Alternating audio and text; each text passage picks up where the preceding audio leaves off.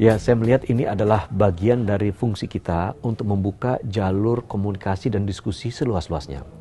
Adanya permasalahan, adanya keresahan, timbul kemudian reaksi dalam bentuk tagar kabur aja dulu dan tagar-tagar Indonesia gelap dan lainnya, itu merupakan bagian dari keresahan yang memang harus kita dudukan dan kita diskusikan secara terbuka.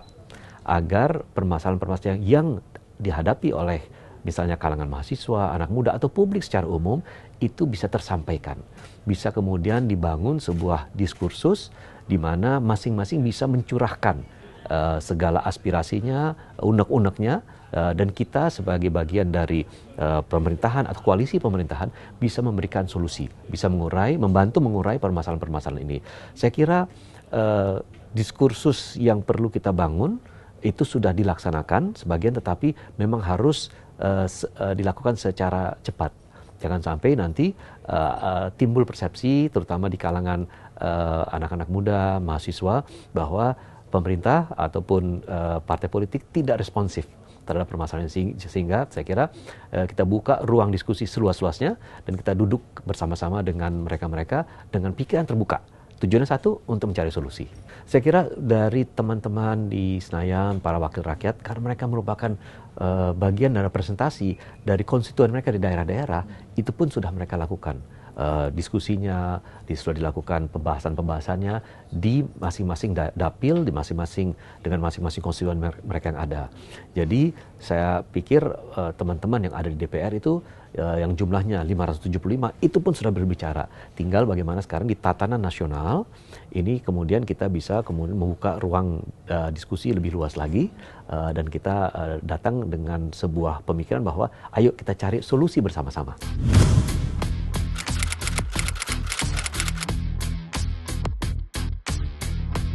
Memang kalau pasar melihat sesuatu tanpa adanya kejelasan atau kepastian, pasti mereka mengambil tindakan.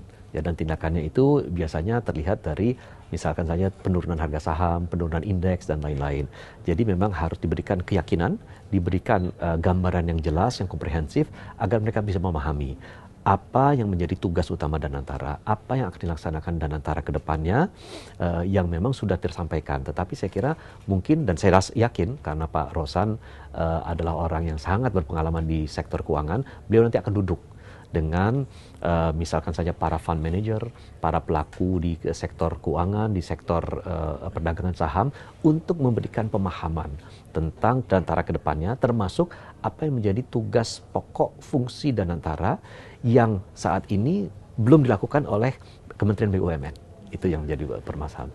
Ya, saya bisa memahami adanya tanda tanya, adanya mungkin ada sebagian yang merasa belum terpuaskan dengan jawaban atau penjelasan yang diberikan, karena memang saat ini yang akan masuk ke Danantara adalah 7 dari BUMN yang boleh dibilang adalah BUMN dengan kinerja yang terbaik dan BUMN yang besar dari sektor perbankan, bank-bank negara, ada Pertamina, ada Telkom, ada PLN, ada Mind ID yang akan masuk yang memiliki kinerja yang baik, dan mereka mengkhawatirkan jangan sampai nanti justru pengelolaannya menjadi kurang optimal sehingga nanti kinerjanya juga terlihat nanti tidak maksimal.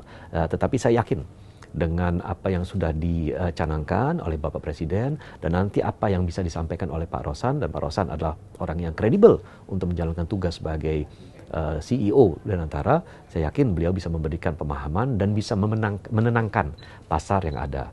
Masalah rangkap jabatan, saya kira itu adalah hal yang menjadi kewenangan Bapak Presiden untuk bisa memutuskan apakah beliau bisa menjalankan itu secara rangkap jabatan atau apapun kebijakannya.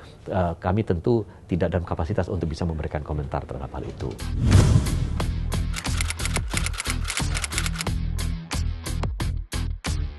Ya, pertama kita sangat prihatin dengan terjadinya kasus korupsi di Pertamina.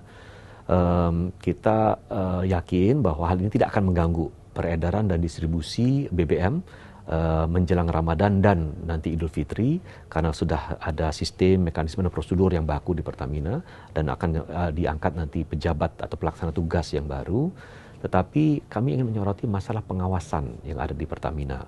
Baik itu pengawasan melalui Kementerian BUMN maupun pengawasan yang dilakukan oleh komisaris. Karena komisaris itu adalah wakil dari pemegang saham untuk mengawasi jalannya perusahaan termasuk direksi. Jadi perlu ada penguatan saya kira dalam hal ini. Dan kedepannya segala bentuk produk yang menjadi produk yang diperuntukkan untuk masyarakat secara umum, apalagi disubsidi oleh pemerintah, saya kira perlu pengawasan khusus agar kemudian tidak mengganggu kebutuhan masyarakat secara luas, dan juga peruntukan dari subsidi itu betul-betul tepat sasaran dan tidak disalahgunakan.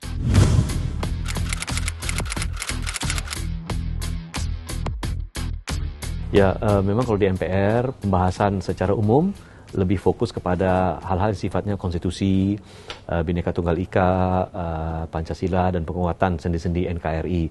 Tetapi memang ada isu-isu tertentu yang sifatnya aktual dan penting yang memang perlu kita dorong juga, kita suarakan dari MPR. Salah satunya adalah mengenai masalah transisi energi, ketahanan energi, kemudian peningkatan pengembangan dari energi terbarukan, termasuk juga isu-isu lingkungan hidup. Yang ini yang kita juga dorong dari MPR agar itu terdiseminasi, tersampaikan ke publik. Pentingnya kita melakukan transisi energi dari energi fosil ke energi terbarukan. Pentingnya kita kemudian melakukan tindakan-tindakan untuk mencegah lebih lanjutnya lagi krisis iklim ini berkembang. Nah, karena kita sudah menghadapi iklim yang sekarang ini sudah sangat tidak menentu, cuacanya juga tidak menentu, kualitas udaranya tidak baik, kemudian terjadi peningkatan suhu bumi. Jadi isu-isu ini yang kita sampaikan. Baik itu kita diskusikan bersama dengan pelaku usaha, asosiasi, kalangan akademisi dan kampus, termasuk juga kita lakukan diskusi-diskusi dengan media terutama, dan termasuk teman-teman dari komunitas yang memiliki kepedulian besar. Intinya satu, bahwa kita membangun kesadaran masyarakat bahwa permasalahan lingkungan hidup itu adalah permasalahan yang menyangkut kita semua, dan kita harus berpartisipasi baik itu besar maupun kecil dalam penanganan dan pencegahan krisis iklim yang lebih lanjut lagi. Termasuk juga kami bekerja sama dengan berbagai lembaga dan instansi pemerintah untuk memastikan bahwa program transisi energi kita dari fosil ke energi terbarukan itu bisa berlanjut dan bisa terakselerasi bahkan. Nah, ini yang penting. Tetapi kita juga jangan lupa bahwa yang kita perlu pertahankan juga adalah ketahanan energi kita. Kita lakukan transisi energi, tetapi ketahanan energi juga tidak boleh terkompromikan.